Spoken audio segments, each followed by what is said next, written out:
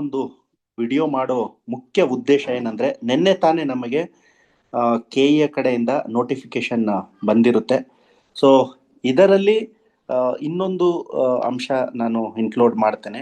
That is about internal reservation. Okay, so internal reservation ಇದಕ್ಕೆ apply ಮಾಡಿದಾರ ಇಲ್ವೋ, ಮತ್ತೆ will the exam postpone or not. Okay, application link ಕೂಡ ಇಲ್ಲಿ YouTube description ಅಲ್ಲಿ ಕೊಟ್ಟಿರ್ತೇನೆ. GK ಕ್ರಾಶ್ ಕೋರ್ಸ್ ಏನು ರೂಟ್ಸ್ 2.0 ಅಂತ ನಾವು ಲಾಂಚ್ ಮಾಡಿದ್ದೇವೆ, ಅದ್ರ ಬಗ್ಗೆ ಒಂಚೂರು ಡೀಟೇಲ್ಡ್ ಇನ್ಫಾರ್ಮೇಶನ್ ಕೊಡ್ತೇನೆ. ಮತ್ತೆ AO ನೋಟಿಫಿಕೇಶನ್ ಬಗ್ಗೆ ಏನ್ ನೀವು ಡೀಟೇಲ್ಡ್ ಆಗಿ ನೋಡ್ಬೇಕು ಅನ್ನೋದು ವೆರಿ ಇಂಪಾರ್ಟೆಂಟ್ ಅಂಶ ಆಗುತ್ತೆ. So this is very important point. ಈಗ ನಾವು ಡೇಟ್ ನ ಕನ್ಸಿಡರ್ ಮಾಡಿದ್ರೆ 47 ಡೇಟ್ ಇದೆ. ಇದರಲ್ಲಿ ನಮಗೆ GK ಪೇಪರ್ ಮಾತ್ರ ಸಿಲೆಬಸ್ ಕೊಟ್ಟಿದ್ದಾರೆ. ಸ್ಪೆಸಿಫಿಕ್ ಪೇಪರ್ಗೆ ಇನ್ನ ಸಿಲೆಬಸ್ ಕೊಟ್ಟಿಲ್ಲ. Specific paper just marketing supervisor ಅಷ್ಟೇ ಮೊದಲು GK ಪೇಪರ್ ಸಿಲೆಬಸ್ ಕೊಟ್ಟಿದ್ರು. ಸ್ಪೆಸಿಫಿಕ್ ಪೇಪರು ಸರ್ಪ್ರೈಸಿಂಗ್ಲಿ ಏನು ಅದು ನಮಗೆ ಸಿಲೆಬಸ್ ಕೊಟ್ಟಿರಲಿಲ್ಲ. ಸೊ ಹಾಗಾಗಿ ನಾವು ಸಿಲೆಬಸ್ ಬಗ್ಗೆನೂ ಮಾತಾಡೋಣ. ಸೊ ಇದು ಬಿಟ್ಟು ಇನ್ನೊಂದು ಏನು ಈ ಒಂದು ನೋಟಿಫಿಕೇಶನ್ ಅಲ್ಲಿ ನಾವು ನೋಡ್ಬೇಕಾಗಿರೋದಂದ್ರೆ, ಸಾಕಷ್ಟು ವಿದ್ಯಾರ್ಥಿಗಳಿಗೆ ನೋಟಿಫಿಕೇಶನ್ ಯಾವ ತರ ನೋಡೋದು ಅನ್ನೋದು ಗೊತ್ತಿರಲ್ಲ. ಹಾಗಾಗಿ ನಾನು ಒಂದು ಈ ನೋಟಿಫಿಕೇಶನ್ ಡೀಟೇಲ್ಡ್ ಆಗಿ ಡಿಸ್ಕಸ್ ಮಾಡ್ತೇನೆ. So before that, actually I wanted to tell you we have a very good course called as Roots 2.0 exclusively for AO course ಮಾಡ್ತಿರೋದಕ್ಕೆ ಇದು ಒಂದು ಪ್ರೋಗ್ರಾಮ್ ಇದೆ. ಇದರಲ್ಲಿ ನಿಮಗೆ 1 year MCQ ಪ್ರಾಕ್ಟೀಸ್ ಕ್ವಶನ್ಸ್ ಇರುತ್ತೆ. ಸೊ ನೀವು ಇಷ್ಟನ್ನ complete ಆಗಿ ಮಾಡ್ಕೊಂಡ್ರೆ, ಯಾಕಂದ್ರೆ MCQ questions around 15 to 20 questions ಬರುತ್ತೆ.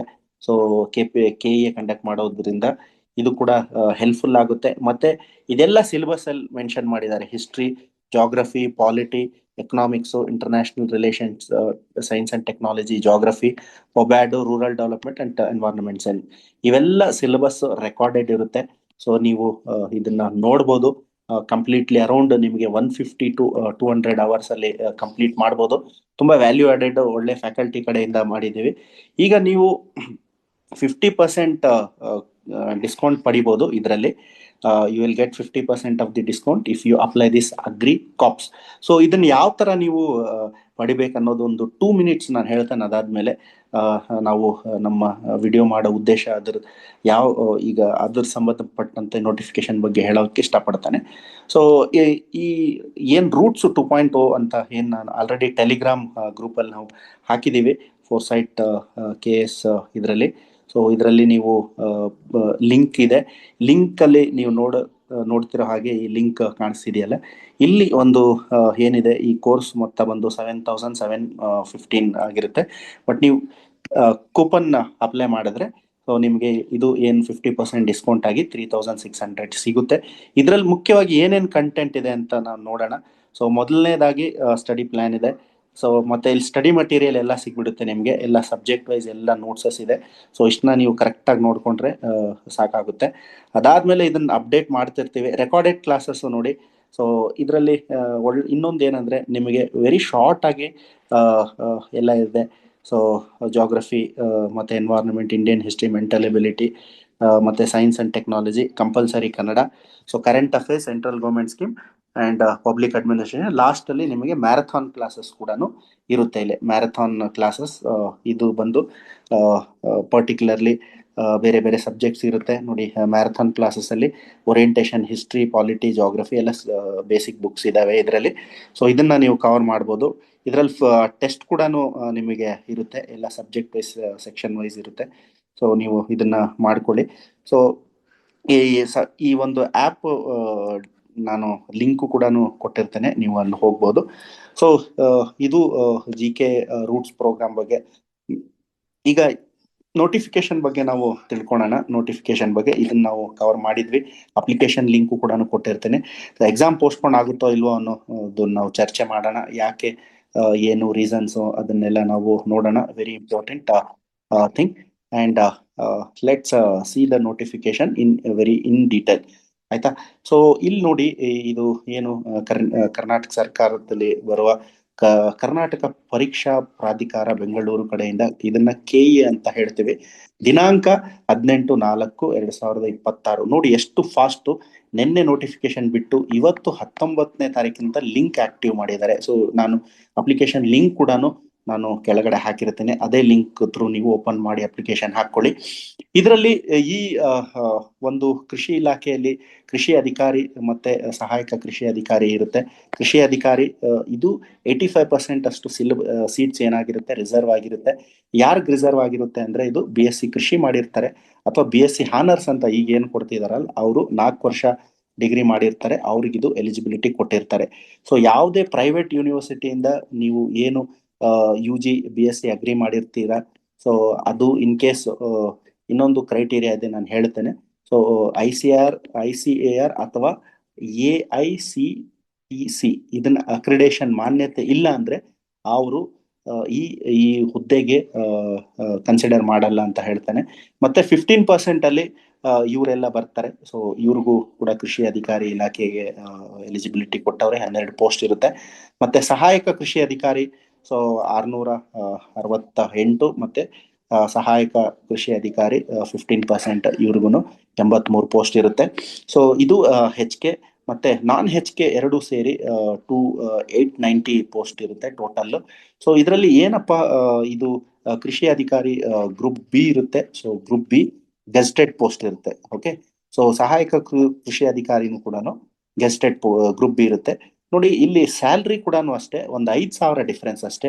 69,252 ಇಲ್ಲಿ 65,950. ಸೊ ಏನ್ ಅಷ್ಟೇನು ವ್ಯತ್ಯಾಸ ಇಲ್ಲ, ಎರಡು ಗ್ರೂಪ್ ಬಿ ಆಗಿರೋದ್ರಿಂದ almost nature of work same ಇರುತ್ತೆ. ಸೊ ಇನ್ನ ಇಂಪಾರ್ಟೆಂಟ್ ಏನಂದ್ರೆ ಇನ್ನೊಂದು ಏನ್ ಹೇಳ್ಬೇಕು ಅನ್ಕೊಂಡಿದ್ದೀನಿ ಅಂದ್ರೆ ಈ 60 ಇನ್ ಹ್ಯಾಂಡ್ ಗ್ರಾಸ್ ಸ್ಯಾಲ್ರಿ ನಿಮ್ಗೆ ಅರೌಂಡ್ 80,000-90,000 ತನಕ ಸ್ಯಾಲ್ರಿ ಸಿಗುತ್ತೆ ಈ ಒಂದು ಹುದ್ದೆಯಲ್ಲಿ. ಸೊ ಮತ್ತೆ ಇದರಲ್ಲಿ ನಿಮಗೆ ವಿದ್ಯಾಭ್ಯಾಸ ಏನ್ ಮಾಡಬೇಕು, ಶೈಕ್ಷಣಿಕ ವಿದ್ಯಾರ್ಹತೆ ನೋಡ್ಕೊಳ್ಳಿ. ಇದೆಲ್ಲ ನಿಮ್ಗೆ ಗೊತ್ತಿರುತ್ತೆ.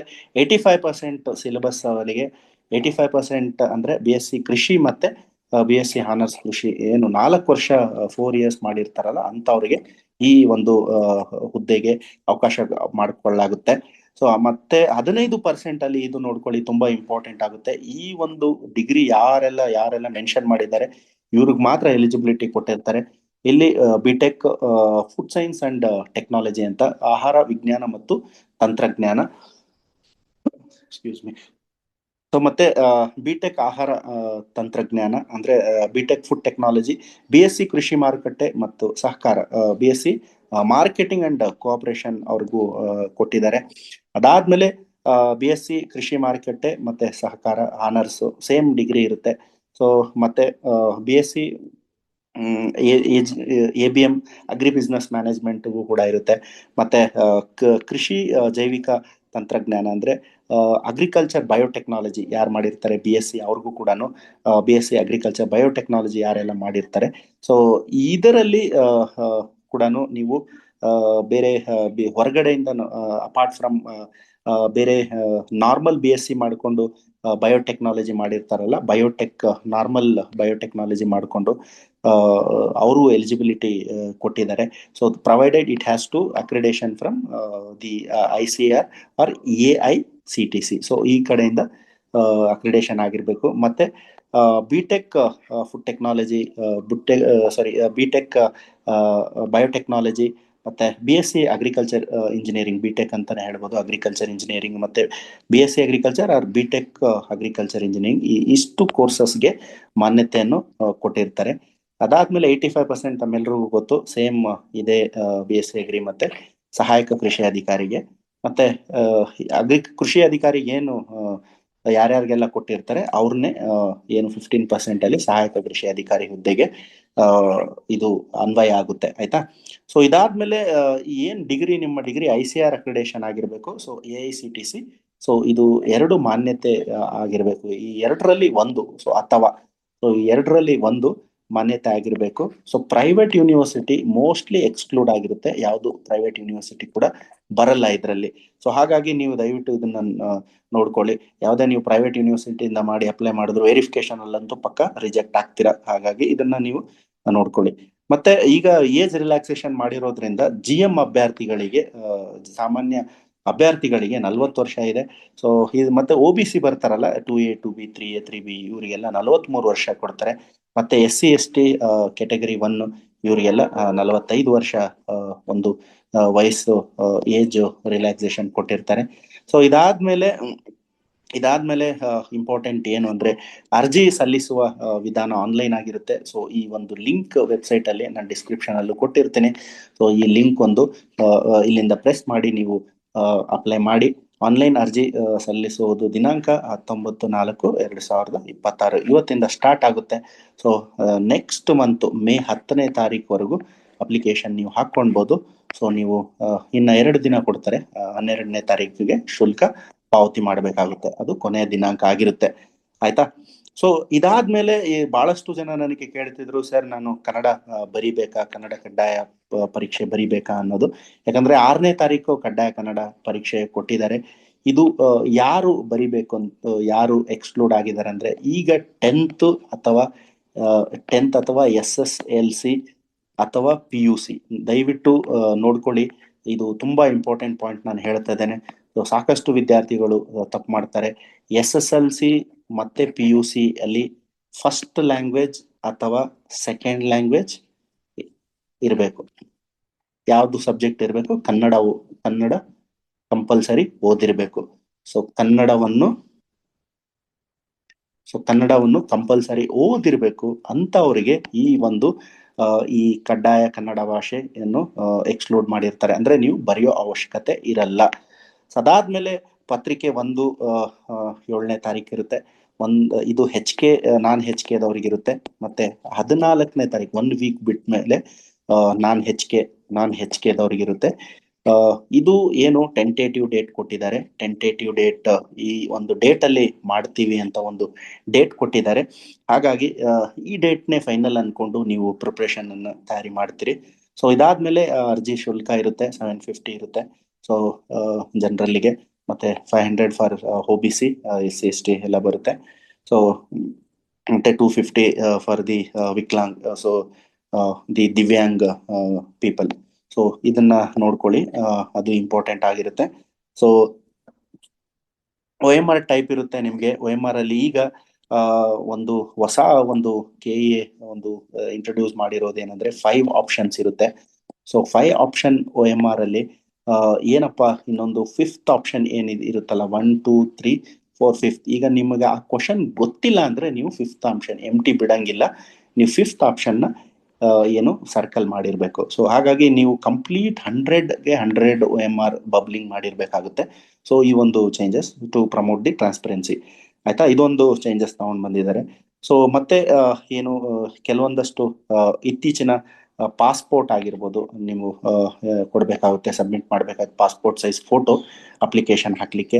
ಕನ್ನಡ ಭಾಷಾ ಕಡ್ಡಾಯ ಪರೀಕ್ಷೆ ಬರೆಯೋರಿಗೆ ಬೇಸಿಕ್ ಲೆವೆಲ್ ಆಬ್ಜೆಕ್ಟಿವ್ ಟೈಪ್ ಇರುತ್ತೆ. ನೀವು 50 ಅಂಕಗಳು ಗಳಿಸತಕ್ಕದ್ದು ಕ್ವಾಲಿಫೈ ಆಗ್ಲಿಕ್ಕೆ. ಇನ್ ಕೇಸ್ ನೀವು ಇದು ಕ್ವಾಲಿಫೈ ಆಗ್ಲಿಲ್ಲ ಅಂದ್ರೆ ನಿಮ್ಮ ಸ್ಪೆಸಿಫಿಕ್ ಪೇಪರ್ ಉಂಟಲ್ಲ, ಅದು ಇವರು ಡಿಸ್ಕ್ವಾಲಿಫೈ ಮಾಡಿದ್ ಬಿಡ್ತಾರೆ, ಇವ್ಯಾಲ್ಯೂಯೇಷನ್ ಮಾಡಲ್ಲ. ಆಯ್ತಾ? You have to, if you are not having Kannada as ನಾನು ಕ್ರೈಟೀರಿಯಾ ಮೆನ್ಷನ್ ಮಾಡಿದ್ದೀನಲ್ಲ, ಅದಿಲ್ಲ ಅಂದ್ರೆ ನೀವು ಬರಿಬೇಕು. ಅದಕ್ಕೆ ನೀವು 50% ಮಿನಿಮಮ್ ಪರ್ಸೆಂಟೇಜ್ ತೆಗಿಬೇಕಾಗುತ್ತೆ, 50% ಮಾರ್ಕ್ಸ್ ತೆಗಿಬೇಕಾಗುತ್ತೆ. ಪತ್ರಿಕೆ 1 ನಿಮಗೆ ಪೇಪರ್ 1 ನಿಮಗೆ ಪ್ರಚಲಿತ ವಿದ್ಯಮಾನಗಳು ಅಂದ್ರೆ ಕರೆಂಟ್ ಅಫೇರ್ಸ್ ಇರುತ್ತೆ. ಸಾಮಾನ್ಯ ವಿಜ್ಞಾನ, ಜನರಲ್ ಸೈನ್ಸ್, ಕರ್ನಾಟಕ ಇತಿಹಾಸ, ಕರ್ನಾಟಕ ಹಿಸ್ಟ್ರಿ, ಮತ್ತೆ ಭೂಗೋಳಶಾಸ್ತ್ರ, then Indian history, geography, social science, then general mental aptitude, so Indian constitution, public administration and rural development, so ವಿಜ್ಞಾನ ಮತ್ತೆ ತಂತ್ರಜ್ಞಾನ, ಸೈನ್ಸ್ ಅಂಡ್ ಟೆಕ್ನಾಲಜಿ. ಸೊ ಭಾರತದ ಅರ್ಥವ್ಯವಸ್ಥೆ ಅಂದ್ರೆ ಇಂಡಿಯನ್ ಎಕಾನಮಿ, ಅಂತಾರಾಷ್ಟ್ರೀಯ ಸಂಬಂಧಗಳು, ಇಂಟರ್ನ್ಯಾಷನಲ್ ರಿಲೇಶನ್ಶಿಪ್, ಪರಿಸರ ವಿಜ್ಞಾನ, ಎನ್ವೈರನ್ಮೆಂಟಲ್ ಸೈನ್ಸ್ ಅಂಡ್ ತಾರ್ಕಿಕ ಆಲೋಚನೆ ಅಂದ್ರೆ ಲಾಜಿಕಲ್ ಮೆಂಟಲ್ ಎಬಿಲಿಟಿ ಅನ್ನೋದು. 300 ಮಾರ್ಕ್ಸ್ ಇರುತ್ತೆ. 200 ಮಾರ್ಕ್ 2 ಅವರ್ಸ್ 300 ಮಾರ್ಕ್ಸ್ ಇರುತ್ತೆ. ಪತ್ರಿಕೆ 2 ಪೇಪರ್ 2 ಸ್ಪೆಸಿಫಿಕ್ ಪೇಪರ್ ಇರುತ್ತೆ. ಸೊ ನೀವು ಈ ಸಿಲೆಬಸ್ ಏನಿದೆಯಲ್ಲ ಲಾಸ್ಟ್ KPSC ಕೊಟ್ಟಿದ್ದು ಸೇಮ್, ಏನು ಚೇಂಜಸ್ ಇಲ್ಲ. ಹಾಗಾಗಿ ಪೇಪರ್ 2 ಸಿಲೆಬಸ್ ಸಿಮಿಲರ್ ಇರುತ್ತೆ, ಏನು ಚೇಂಜಸ್ ಇರಲ್ಲ. ಆಲ್ರೆಡಿ ನಾವು KSDA ಕಡೆ ಎಲ್ಲ ವಿಚಾರಿಸಿದಾಗ ಎಲ್ಲ ಸಿಲೆಬಸ್ ಚೇಂಜಸ್ ಇರಲ್ಲ ಅಂತಾನೆ ಹೇಳಿದ್ರು ಅವರು. ಹಾಗಾಗಿ ನೀವು ಅದೇ ಸಿಲೆಬಸ್ನ ಇಟ್ಕೊಂಡು ನೀವು ತಯಾರಿ ಮಾಡಿ. ಇನ್ನೊಂದು ಲಾಸ್ಟ್ ಅಲ್ಲಿ ನಾನು ಏನು ಹೇಳಕ್ಕೆ ಇಷ್ಟಪಡ್ತೇನೆ ಅಂದ್ರೆ, ಎಕ್ಸಾಮ್ ಪೋಸ್ಟ್ಪೋಂಡ್ ಆಗುತ್ತೆ ಅಂತ ಕೆಲವೊಬ್ರಷ್ಟು ರೂಮರ್ಸ್ ನಡೀತಿದೆ, ಕೆಲವೊಂದು ಗ್ರೂಪ್ಸ್ ಅಲ್ಲೆಲ್ಲ ಹಾಕ್ತಿದ್ದಾರೆ. ಎಲ್ಲ ಹೊತ್ತು ನೋಡಿ, ಈಗ ಇಷ್ಟು ವರ್ಷ ಆದ್ಮೇಲೆ ಈ ಎಕ್ಸಾಮ್ ಕಂಡಕ್ಟ್ ಮಾಡ್ತಿದ್ದಾರೆ. ಸೊ ಅಲ್ವಾ, ಈಗ ನಿಮ್ಗೆ ಟೈಮ್ ಇಲ್ಲ, ನನಗೆ ಇನ್ನ ಟೈಮ್ ಬೇಕು ಅನ್ಕೊಂಡಿದ್ರೆ ದಯವಿಟ್ಟು ನೀವು ಆ ಥರ ಒಂದು ಮೈಂಡಲ್ಲಿ ತಗೊಂಡು ಬಂದ್ಬೇಡಿ. ಯಾಕಂದ್ರೆ ಆಲ್ರೆಡಿ ಈ ಎಕ್ಸಾಮ್ ಭಾಳ ದಿನ, ಭಾಳ 2-3 ಇಯರ್ಸ್ ಇಂದ ಡಿಲೇ ಮಾಡ್ತಾನೆ ಆಗ್ತಿದೆ. ಸೊ ಈಗಿರೋ ಟೈಮ್ನ ಕರೆಕ್ಟಾಗಿ ಯೂಸ್ ಮಾಡ್ಕೊಳ್ಳಿ. ಇನ್ ಕೇಸ್ ಸ್ವಲ್ಪ ದಿನ ಎಕ್ಸ್ಟೆನ್ಷನ್ ಸಿಕ್ಕಿದ್ರು ನಿಮಗೆ ಅದು ಬೋನಸ್ ಆಗಿರುತ್ತೆ. ಹಾಗಾಗಿ ಯಾವುದೇ ತರ ನೀವು ಎಕ್ಸಾಮ್ ಪೋಸ್ಟ್ಪೋಂಡ್ ಆಗುತ್ತೆ, ಪೋಸ್ಟ್ಪೋಂಡ್ ಆದ್ಮೇಲೆ ನಾನು ತಯಾರಿ ಮಾಡ್ತೀನಿ ಅನ್ನೋ ಒಂದು ಭಾವನೆ ಇಟ್ಕೊಂಡ್ಬೇಡಿ. ಇಂಟರ್ನಲ್ ರಿಸರ್ವೇಶನ್ ಇದಕ್ಕೆ ಅಪ್ಲೈ ಮಾಡಿಲ್ಲ, ಯಾಕಂದ್ರೆ ಇನ್ನ ಅದು ಕೋರ್ಟ್ ಅಲ್ಲಿ ಇರೋದ್ರಿಂದ, matter is before the court. ಹಾಗಾಗಿ ಇದು ಇಂಟರ್ನಲ್ ರಿಸರ್ವೇಶನ್ ಅಪ್ಲೈ ಆಗಿರಲ್ಲ. ಸೊ ಸೇಮ್ 50% ಏನ್ ರಿಸರ್ವೇಶನ್ ರೋಸ್ಟರ್ ಪ್ರಕಾರನೇ 2020 ಬಿಫೋರ್ 2020 ಏನು ಒಂದು ನಿಯಮ ಇತ್ತು, ಅದೇ ಪ್ರಕಾರ ನೋಟಿಫಿಕೇಶನ್ ನ ಇವರು ಕ್ಯಾರಿ ಫಾರ್ವರ್ಡ್ ಮಾಡಿರ್ತಾರೆ. ಹಾಗಾಗಿ ನೀವು ಈ ನೋಟಿಫಿಕೇಶನ್ ನ ನೀವು ಒಂದ್ಸಲ ಕುತ್ಕೊಂಡು ಓದ್ಕೊಳ್ಳಿ. ಆಲ್ರೆಡಿ ಅಪ್ಲಿಕೇಶನ್ ಸ್ಟಾರ್ಟ್ ಆಗಿದೆ. ಸೊ ದಯವಿಟ್ಟು 1-2 ದಿನ ವೆಯ್ಟ್ ಮಾಡಿ, ನೀವು ಅಪ್ಲಿಕೇಶನ್ ಹಾಕಿ, ಎಲ್ಲ ಮೊದಲು ಡಾಕ್ಯುಮೆಂಟ್ಸ್ ಎಲ್ಲ ಕಲೆಕ್ಟ್ ಮಾಡಿಕೊಂಡು ಹಾಕಿ ಅಂತ ಹೇಳಕ್ ನಾನು ಇಷ್ಟಪಡ್ತೇನೆ. So thank you so much for watching this video. I wish you all the best. Take care.